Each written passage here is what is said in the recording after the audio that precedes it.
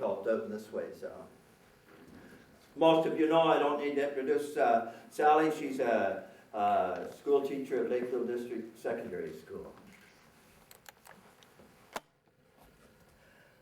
And what's your name? Thank you. I first met Arnold in about 1946 or so. Arnold had come home from the service, and he might as well taken up coal oil lamps, but he took, with his some of his service gratuities, I believe, he took up shoemaking.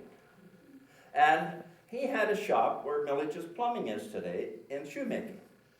And he used to have a friend of mine work for him, a chap by the name of Jack Whitney, and then later Reg Wanamaker, and then later then Clare Millage. But Jack Whitney worked for him, and I used to come in, and I would be about 12 years old then, and I've always remembered then, since, if you want to get ahead of the Grahams, you better get up well before breakfast.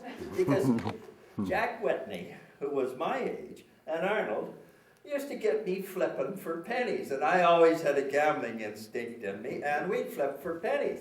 But years later, Whitney confided to me, and he later became warden of the county of Peterborough, so a very honest man, and in one of his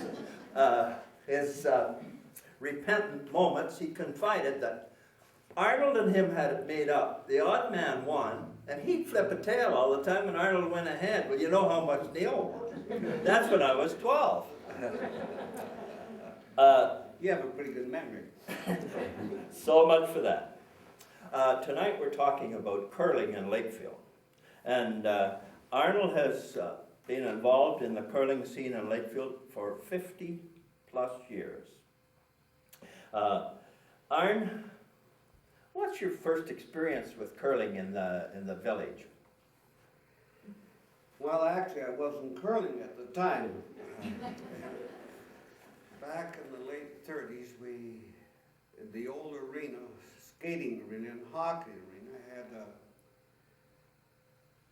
curling rink to one side of it. And you could go to the hockey game, and if it was dull, you could turn around and watch them curl. But this one year, towards the springtime, and was a Saturday, Mr. George Pearson, he was the caretaker then at the arena, and his son Carl and I used to chum around a bit together. So he asked his dad if he could have a little pickup game of hockey on the hockey ice, because the Grove School gone home for their school break. His dad said, no, you can't use the ice. Carl was a little upset, so he knew his dad had gone to Peterborough that day. He got all the boys together. He said, come on over. He said, we're going to have a little game of shinny, but we'll play on the curling ice. So we played on the curling ice, and that was the end of the season for the curlers that year. So that's my first experience with curling. Yeah. When did you start curling? Well, it was after the war in the 40s, and we curled at the hockey rink. The first, I think it was built in 47, 48 era, but we had natural ice, and we curled one night a week. And some years, maybe we had 5 games or 6 games. If we were lucky, we got 9 or 10 games. And the hockey people weren't too pleased to see you there, I might add. No. But Arn, you should have been quite welcome, because Arn has been involved and was involved in the raising of funds for that curling arena, for that particular hockey arena. Would you just, seeing that it also was used for curling, would you explain a little bit about that? You were on the canvassing committee, were you not? Canvas and the building committee. It's hard to remember all the ones who were on it at the time, but Phyllis Hanlon's dad, Mr. Morrison, and several of the other ones in the village were on the old arena board. Mr. Morrison was in charge of raffling off a car. They sold tickets on a car, $3,000, and that's what we had to start to build the old arena. That was long before there was any grants from the government. And that's how we got started, and everybody had an area to canvass to raise money. I had the area of what we called Kentucky. It was the west side of the river and the village. I had the entire area to canvass. And I forget what we raised in funds, but most of the donations were $5, $10, or sometimes 20. But I remember one gentleman, and his name was Bert Kidd. Was he any relative to yours? Yeah, lived across from Doc Gassel, eh? Yeah. Yeah. Well, he never had any children. He wasn't married. He lived with his sister there. Yeah. And he said, "I'll just see if I can help you." He went upstairs and come down with $100. Oh, those kids had lots of money. They all the money. That was about the extent of our canvassing when the rink we got on. And we curled there for several years until the ice was so undependable. When you could curl, we got a committee to build a new one. But when I remember curling at that rink, we decided to win a bonds bill. We'd had one night's curling, so we figured we were pretty good. We were ready to go into Peterborough to what they call the Canada Packers Spiel, and that was the biggest spiel in the district. And I used to play on Wednesday and on the weekends. Wednesday because all the stores were closed Wednesday afternoon. So Harold Hammond asked us to go with him, and it was Bernie Johnson, who then worked at Spence's grocery store, and Archie Stewart at the hardware store, and myself. So Archie had purchased a brand new broom for this event. He thought that's a major competition. I better buy a new broom. In those days, the brooms were like a big house broom. But we went into Peterborough, and the first end, when Harold Hammond come up to throw a shot, the last stone, there was 7 opposition stones in the house. So he delivered his stone. It never made the far hog line. At that arena there was posts in between.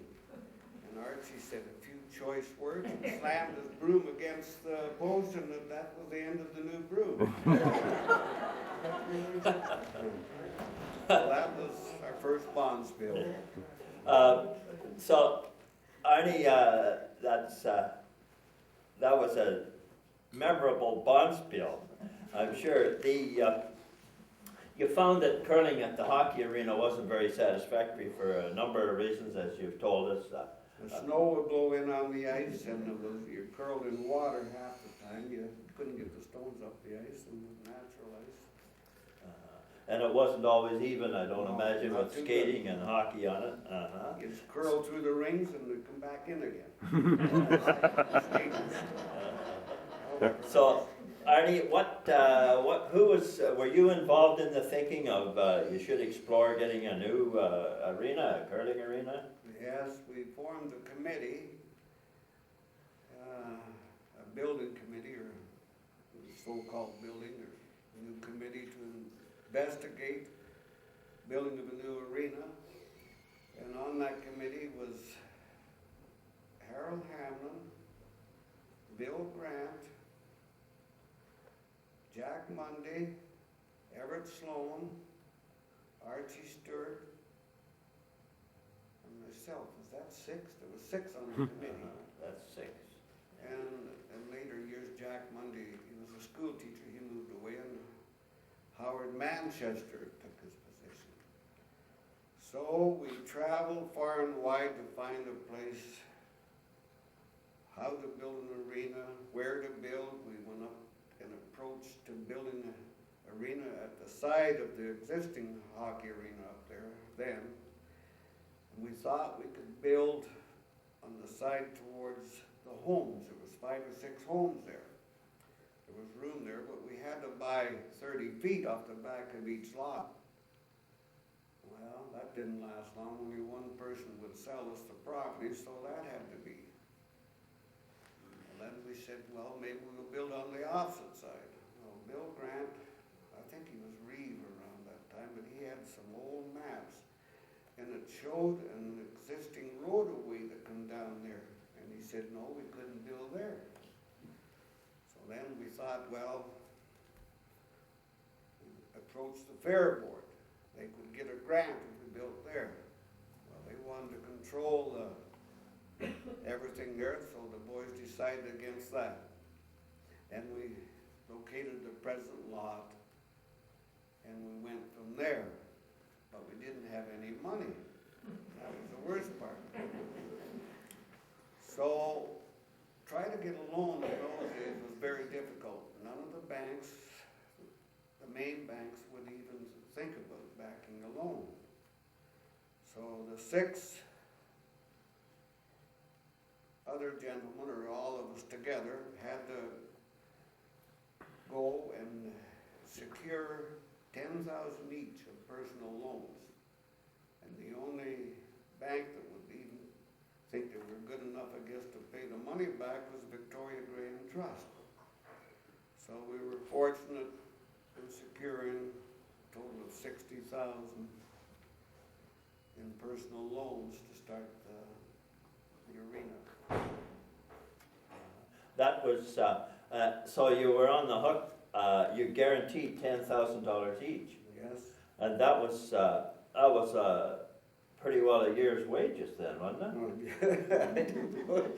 Maybe 2 years or 3 years. So it was quite an undertaking. Yeah, my mortgage on my house was less than 6, and I took a personal loan of 10. And at times we thought we did the wrong thing. So, how did you get the money back? What did you do to raise capital after having guaranteed these notes? Well, first of all, we sold shares, $100 shares. And at that time, $100 was very difficult to get. A lot of people didn't make big money, and I was working for Prudential Insurance at the time, and to the older people, they had debits. You would call house to house and pick up the premium every month. So as a result, I was in contact with a lot of people, and I was able to sell over 80 shares, but only 2 were the cash basis. The rest are all on post-dated checks. And I kept the accounts of the checks, and I deposited them on every month. And $10 a month from each person, and I only had 2 that bounced out of 80 people, which is pretty good. You sold me a share, and I wanted to pay cash, and he said, no, Neil, they're more than $2. You still have your shares? I still have my share in the curling rink down there. And in fact, I intended to go down today, Arn, and get it out of my safety deposit box. It's worth a lot of money. And I have it, seriously, I have it in my safety deposit box, and I never got down. But that's the, so finally you had raised a bit of money and had promise of some money coming in, so you decided you'd get going on this curling rink, eh? Where did you finally settle on a lot? How did you come up with that? Do you recall? I believe it was through the village, Neil. There were several lots in that area that were vacant at the time, and that's the one we chose. That's where we decided to build. And so you took on another very difficult, daring task. You, the building committee, decided to be the in charge of all the building rather than letting the whole thing to a general contractor. Right? Who did the work for you? Who was the main man? Well, my brother. Oh, it was a family deal. It was a family affair. There wasn't much work around. You had to look after your family, so. He had to look after you people. My brother Beverly just said he would look after, and we subcontract contracts out, and most of the labor. volunteer. So, And so I suppose you sublet the more difficult electrical and block laying and stuff like well, that? the block thing, I think Mr. Case Van Katwick, probably some of you older people remember him. He was quite a prominent stonemason and bricklayer around here. He did all the block work and electrical. Bill Atkinson and Mosey, they're all dead now, but they, John Mose, you mean? yeah, Uh-huh. Jack Mose, they did it mostly on a volunteer basis, small salary, but you couldn't afford it. So you finally, as I recall, it wasn't all that long coming together and going up, Aaron. Eh? No. And of course, it was all paid for a minute it was up, wasn't Oh, it? surely, yeah. How long did you have that burden over your head? Well, it was quite a few years, probably still there when the parcels took over to manage the rink, but I just forget me when it was. We were glad to see it on the way. We had many difficulties when we started, because at that time, I think 62, 63, the snowmobiles came in, the first snowmobiles. Well, it wasn't long till all the people wanted a snowmobile instead of a girl. Then a few years later, men's hockey, senior hockey, came into the fair. Old timers. You were one of the old timers, and you'd probably know that. But Yeah, I was one of the older ones. but however, that helped to distract people from the curling. But we worked hard at it, and things worked out. And now they have a very strong curling rink. Arnie, going back just a little bit, when you finished the rink, you were telling me you didn't have a grand opening, and he said, no, we were just too darn tired from getting the rink built. We didn't have a grand opening. So, who was your first ice maker, Arnie? Oh, my brother. And, We kept him on for ice maker, and he was a carpenter to finish off the club rooms. And this is Sweeney. Sweeney, Yeah, Beverly, the proper yeah. name is Beverly, but Yeah. he's known throughout the Yeah. world as Sweeney. Yeah. And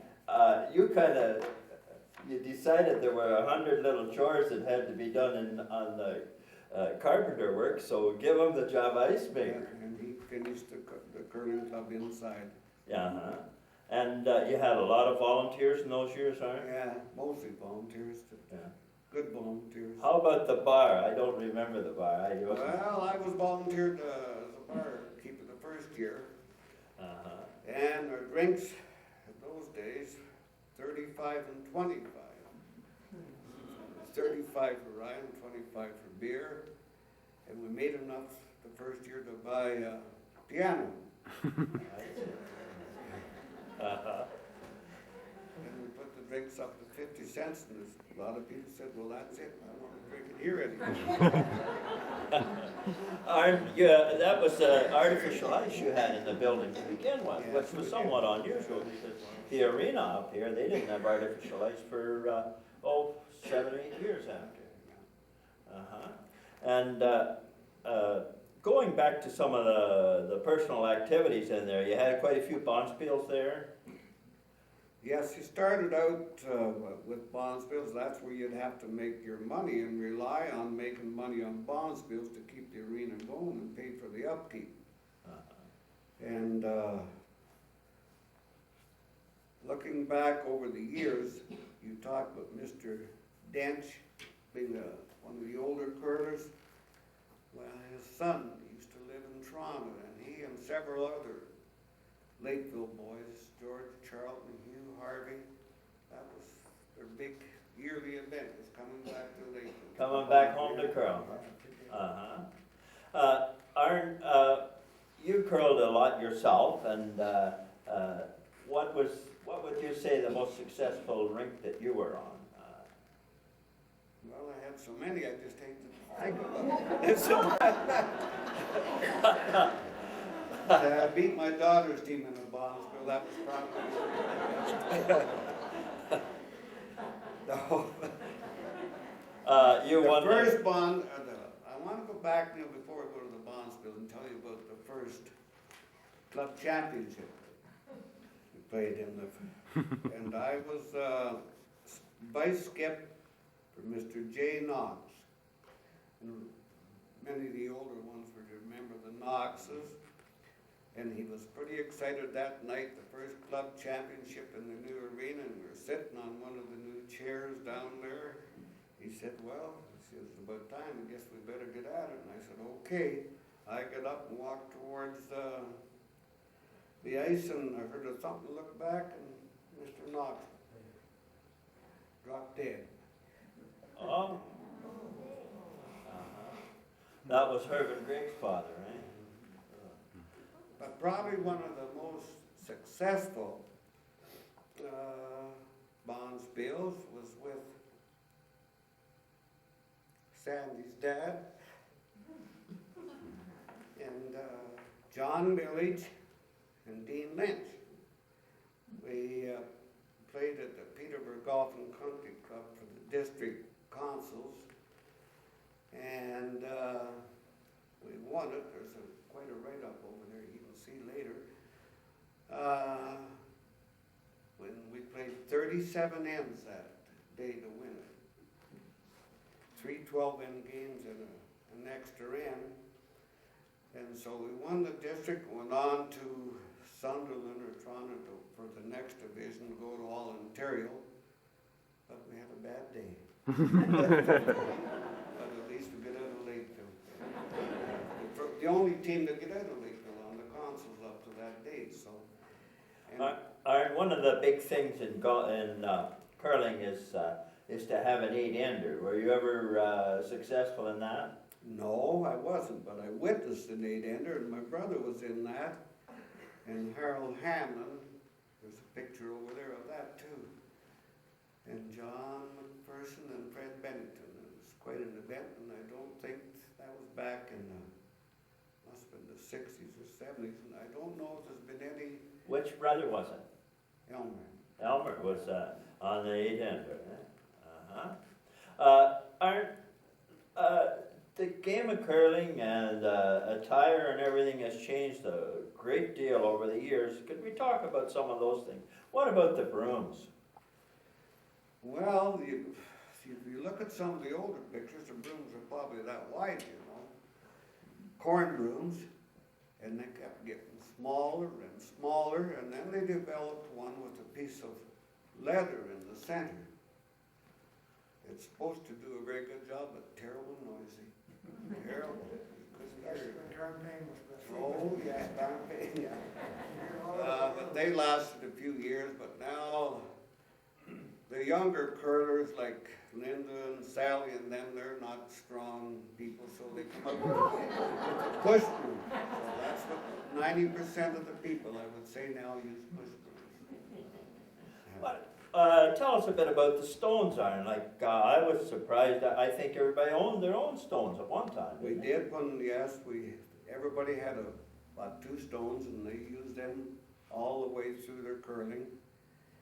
And then when they had their names on them, so there was no mistake of somebody using your stone. And then at the new arena,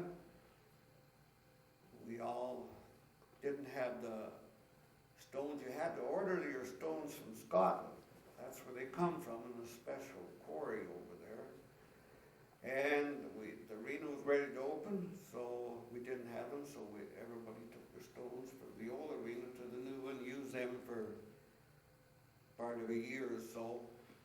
And then we got the new ones from Scotland. And the old ones, we give them to I don't know, it was Warsaw, one of the small arenas around here that was having problems getting going, and that's where. And another big change was footwear, and the Lakefield come up with a new invention on the footwear, When you started, what did you curl in? Mostly overshoes and rubbers. It was very cold in the old arenas. Now, as you watch it on television, you'll see it when you go home tonight probably. It's quite a lot lighter attire when what we used to curl in, but they used to curl in, they'd always throw from the hack. The hack is where you stand to deliver your stones. Nobody ever slid out. Well, then they come out with a slider, and I think one of the first men that I can remember using a slider in Lakefield was Jack McKenzie. Everybody, older people knew Jack, and he was a very good curler. And he invented a slider out of the old white plastic milk jug. And they were some slider. They were slippery, but they worked. Now they've come a long way since that. And the delivery with the slider now, they come right out as compared to what used to be. Eh? Well, past the hog line, yes, they do, easy. Yeah.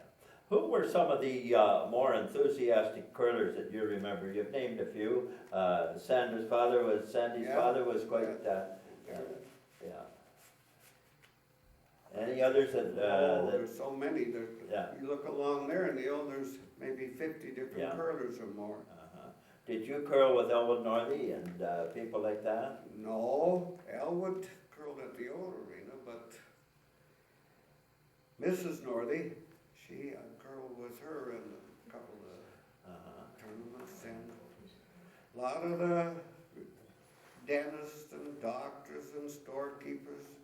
You could go up and down the main street of Lakefield, and pretty well every businessman curled. Because there wasn't any television then in those days, and that was the main event in sport. Arn, the curling rink meant an awful lot to the community life in those days then, huh? It sure did, and I think it's got stronger every year. It brings a lot of people together, and especially the school children. They started at a young age to curl, and many of them have gone on to be good curlers. And I would advise any parents that have children to get them started at a young age, and when they go on to university or so, they can have a lot of team competition and much enjoyment. Arnie, you had a brother Theodore that was a caretaker ice maker at the arena, and he had an owl. Would you tell us a little bit about Theodore and his owl? And don't say who. Yeah, we were back on the deer hunt one year, and we come across this owl that couldn't fly, so we took it into the camp and trapped mice for the last few days of the hunt and fed it, and he brought it home, and it had become quite a companion with him.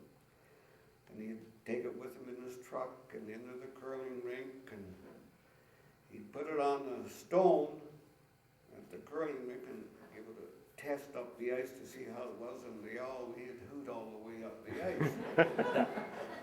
And the Globe and Mail did quite an article on it one year. They had it in the paper, and I think if anybody looks at it, there's a picture here tonight of it. But one night in the bar, shouldn't talk about that in curling, but he'd put it up on the mantle there. He had a mantle downstairs in the false fireplace, and it was up on the bar, and a Lakefield girl, she's dead now, Jeanette Bennington or Jeanette Gordon, was sitting at the table. She went up, "Oh," she said, "isn't that a beautiful bird?" She thought it was stuffed, so she just reached up and tossed it on the head, and that little hoot, and she jumped. Anyhow, though, I left the owl at home one day, and it flew away on its own. Maybe it was for the best.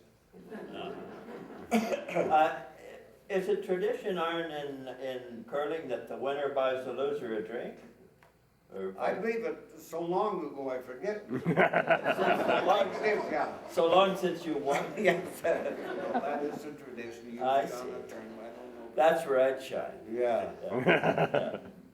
I'd like to welcome some questions from the floor on anything about curling, and over the last 50 years, I'm sure Arn, he's the kind of guy I like to interview. Just turn him on and let him go.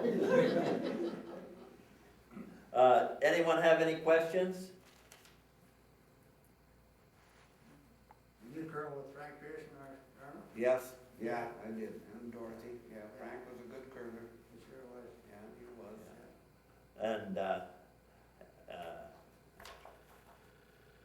that'd be George's brother. Yes, You it pulled was. the dirty trick on. Yeah. Yeah. And they would be your grandmother's uncles. Whipple's uncles. Yes, yeah, that's right. Any other questions? And this isn't a question, but I have brought my cousin Doris Huffman with me tonight, and her dad was Dave Charlton. Oh, my goodness. He was one of I the don't better need to say curlers. any more. Yeah, Dave was, but one of the top curlers. And he was real, and his wife was a very good curler. She was a strong curler. Neil asked me the names, but it's hard to remember them all, you know. Yeah, I curled with Dave, and in fact,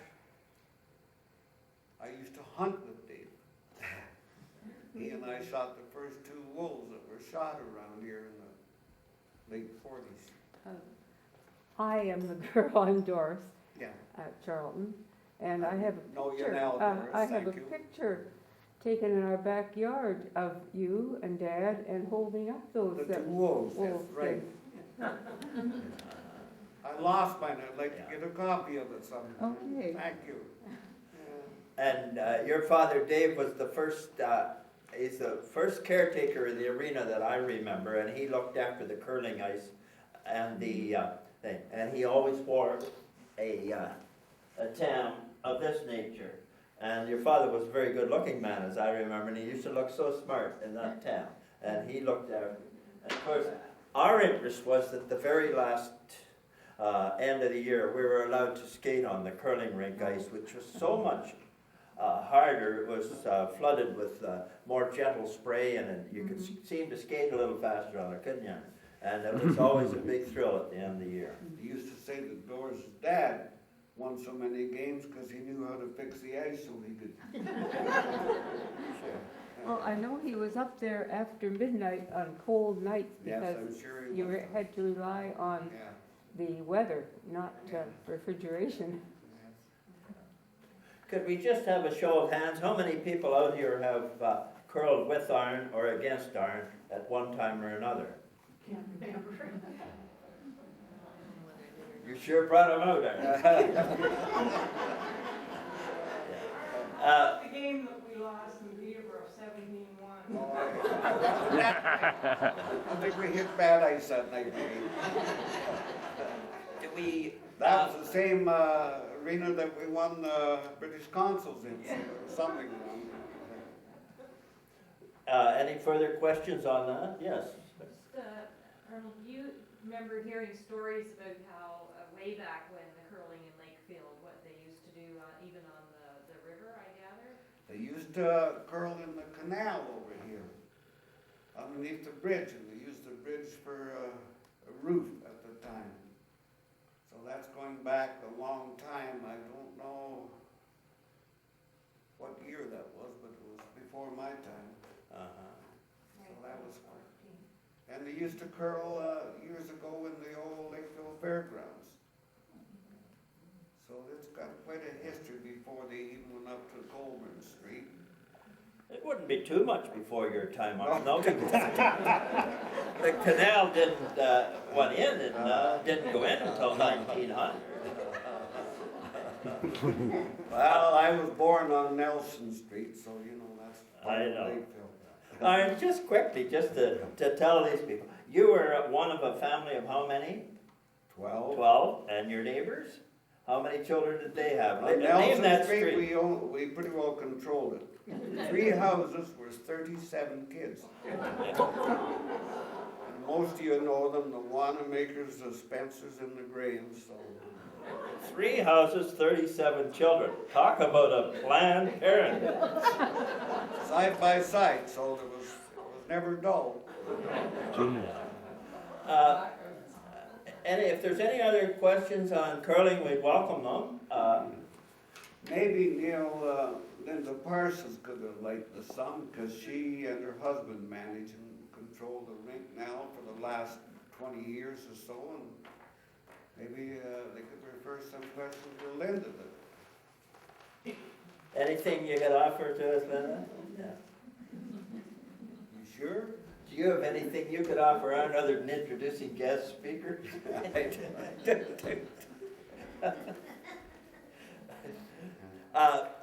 In that this is so near to Remembrance Day, Arn been involved in so many things, and he's known so many people. I'd just like to talk with him for a brief period of time about his days during the Second World War. Arn, you were the baby. To rewind that thing in there.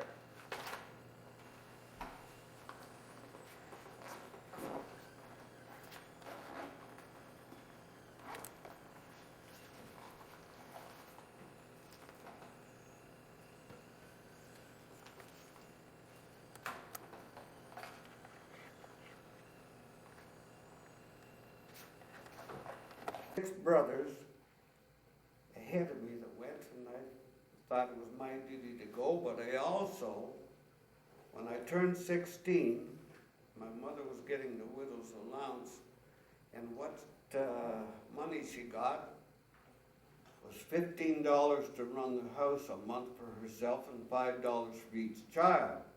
So when you turn 16, the $5 stopped, and so did her $15 to carry the house. When I enlisted, she didn't want me to, but she gave me the permission to enlist when I was 17. But you threatened her, did you? I did. Tell them what you said to your mom. No, I wouldn't tell that. It's not nice. I'll tell them. He said, well, if you don't give me permission, Mom, I'll run away and join anyway. So reluctantly, Mom gave him permission to her last son. But So- how at that time it was $1.35 a day we got for wages, and I assigned half my pay to her. And so she was getting around $20 a month from my assignment.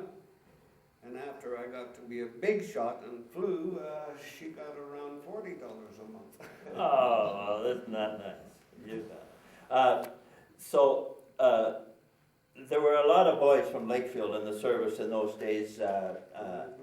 You had mentioned to me in one street of 14 houses, how many there were in the service? 13 or 14 boys? 14, I missed a couple. This is an article I did for the Lakefield Herald, I guess at the time, in '95.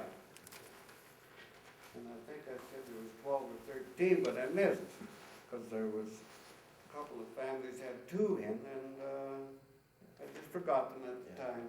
14 houses, 13, 14 people in the service, and 2 of those boys gave their lives, lost their lives. 3. 3? Yeah. Oh, yes, that's right, 3. Yeah, I have a book there, that large book there, and then if you can show them, they can come up after and look. No, the bigger one. Underneath? And that shows every Canadian that was killed in the Air Force and in the Second World War, and where they are buried. So if anybody has any relatives, they want to, maybe their uncles or aunts or grandparents, they're quite welcome to come up and look in there and see where they're buried. Arn, where did you go to enlist? To sign up? To Toronto. Up to Toronto, eh? Did you go up alone or somebody go up with you? No, we had a car then, a Rio Flying Cloud. A Rio? I paid $25 for it, and that was my first trip driving, and should have been my last. Did you go up alone? No, 2 other boys from Lakefield went up. Did they get We in? went up to, no, we went up to join the Navy, then we were too slow, so we went back up and joined the Air Force. And where did you take your training in Canada? Well, several stations, Neil, Oh. Toronto, Quebec, 4 different, Lachine, Quebec, St. Hubert, Trois-Rivières, and Montjoly. What date did you go overseas, Arn, from Canada? I think April or May '44. And how old would you be then? I guess I was still 17. Oh. I hadn't got much older. You were an old lad. How long did the ship take going over? Do you remember? Well, I think roughly 14 days, and I was sick every day. They were tied up at Halifax Harbor, and we're supposed to leave at midnight. And they started the motors revving up, and oh, geez, I said, well, must be a rough sea. I was getting sick. Everybody else, and we were way down in the bottom. And I think there was six or eight or nine of us in the room. I can't recall now, but we were all sick. I said, well, it's not alone. So finally, come daylight, somebody said, well, we'll have to go up to the doctor, up to the deck, and see if they can help us, give us something for seasickness. Get up the deck and walk along, we're still tied up to the dock. Anyhow, we've been issued new mess tins, aluminum ones, and there was over 500 sick. With dysentery, it wasn't a very nice few days on the boat, but I was sick the rest of the way across. And there was a sailor from Lakefield on the boat, and he teased me every day since the war until he died. Bernie Johnson. Oh, yeah. Going over to Scotland to pick up another boat. I see. He didn't have the same mess tins as we had, I guess. But So you landed in Scotland, that's where you docked?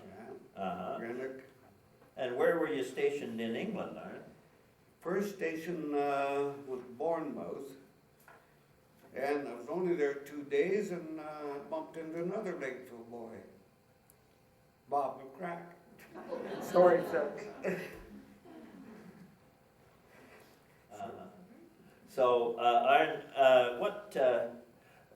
when did you first get in action? Do you remember?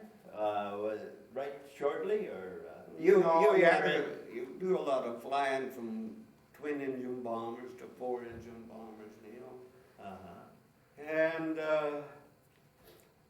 we flew on conversion from Wellington bombers to Lancaster bombers, and the conversion unit was another Lakefield boy. It was Bernie Burroughs' boy here, was killed.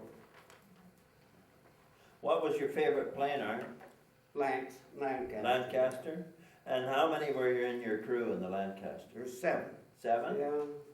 And you were in the bomber crew, so mainly you would go on missions out over to enemy territory. Was it All Germany, yes. all Germany? Yeah, Uh-huh. yeah. And what was your duty? I was a gunner, tail gunner and mid-upper. There's 2 gunners on the Lancs, and we used to share flying because the tail gunner was much colder than the mid-upper. You had a little bit of heat. At the tail gunner, you didn't have any, and many trips it'd go down 15, 20 below zero, and the icicles used to freeze on your oxygen mask all the way over. And some trips were anywhere from 5 hours to 9 hours, so it never got too comfortable. And it was cold. Yes, it was. Were most of those flights at night time, Aaron? The biggest majority of them at first were at night time, but the last few, as the Allies advanced, were daylight raids, and which were much better than night raids. And each of those flights were called a mission, were they? Yes. Yeah. And how many missions did you have? 18. 18. Uh-huh. And you met the enemy on a few occasions. They had developed a new airplane that I think you had seen. Yes, yeah. It was over Hamburg in March of 45, I think March 28th, around that date, I can't recall right now. But it's the first, we're on a 500 bomber raid, and for that many planes over a target at one time, it's scary, but anyhow, we hit bad weather on the way. And as we approached the target, we had navigational problems, and although we had a good navigator, we had problems. We were the last plane on a 500 bomber raid, and that's not a good spot to be. So we moved up to second last, just for a short while, and we had fighter escort that day, Mustangs. And it's the first trip we felt safe. And as we got over Hamburg, if you were attacked, you were to shoot red flares up. Well, the Germans sent Me-210s to attack the front of the bomber force. And of course, all the red flares went up. Well, it was in a matter of minutes. We looked up in the sky and there's planes all over. These 262s were attacking us from the rear. And those were the new German jets, German jets. the first ones that had been seen. Yes, the first ones are in combat. And they'd fly, what, Aaron, about 4 times as fast as your planes? They're very hard to get the sights on. But, the first I noticed, I didn't see them up there. They come down so fast, they'd shot the plane down beside us, and then we had 5 attacks on our bomber in 9 minutes. But you happened to see one plane coming, eh? Or We shot at a few of them. We hit one. My other gunner and myself were the first Canadian gunners to shoot on a German jet. Yeah.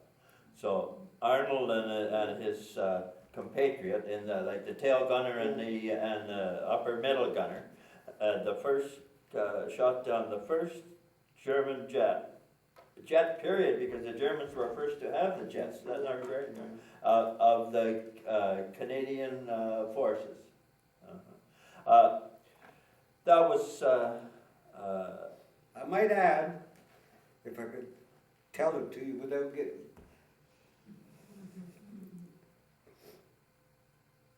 Sammy's dad was on a prisoner of war. Oh, yeah. Bob was on the march. Through Hamburg at the time, and he witnessed all the attacks and the bombing that we had. Oh. He told me after the war all about it, and I told him, and it's a funny thing. There was 2 from Lakefield involved in it. What a coincidence. The one being attacked and the other one on the ground as a prisoner of war witnessing it. Arn, I know it's difficult, and I wonder if anyone else has any questions they'd like to ask of Arn about that, about his experience. When you went to sign up that day, Arn, you said 2 of the guys were with you in the car. Who was with you when you went? Harold Watson and Claire Coons. Claire Coon? Oh, yeah. Yeah. How long did it take you to get there? To where? To Toronto from here that time? Flats, I knew that. You're doing about a quarter of the time now, can't you? I think? Yeah. Now, one more thing, Neil. At the end of the war, on VE Day, we were flying liberated prisoners of war back from Holland and France and Belgium as the armies advanced so fast.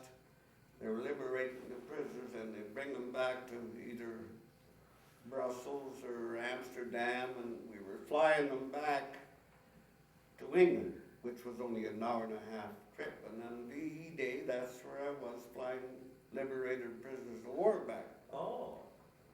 And we had a malfunction in our hydraulic system after we dropped off a load of prisoners in England. And at this base, so we had to stay overnight with no money. We got it right into the pubs, and we didn't need any money that night. Had a lot of fun. Well, that's very interesting. There's a few. There's a picture of the 7 Graham brothers. It's a collective collage, I guess, of the 7 Graham brothers serving in the Second World War. I hope that our historical society can get a copy of the true picture. Certainly be appreciated. Arnold also has donated some things to our historical society. There's a picture of Arnold in the middle upper turret of his Lancaster. And what is the nickname of your plane, Arnold? Tall and terrific. Tall and terrific. They have There he blonde painted on the side of it. To what? A blonde. Oh, yeah. Oh, Our plane was T. there is Arn. You'd be all about 17 there, 18. Proud 18 then, I think. 18 years old now. There's the one. There's a second picture of him standing on his plane in World War II. Here's something that's very, very nice. If you love your freedom, thank you, veteran. That's for Historical Society. And here's a picture of the Lakefield Curling Club banner of their 125th celebration for our society.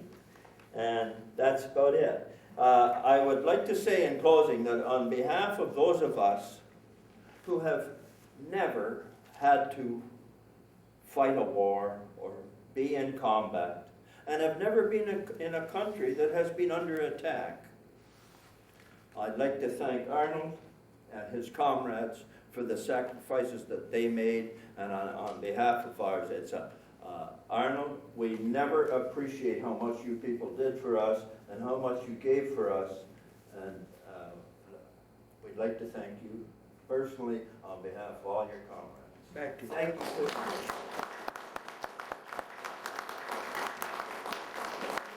Here's to look in that book after.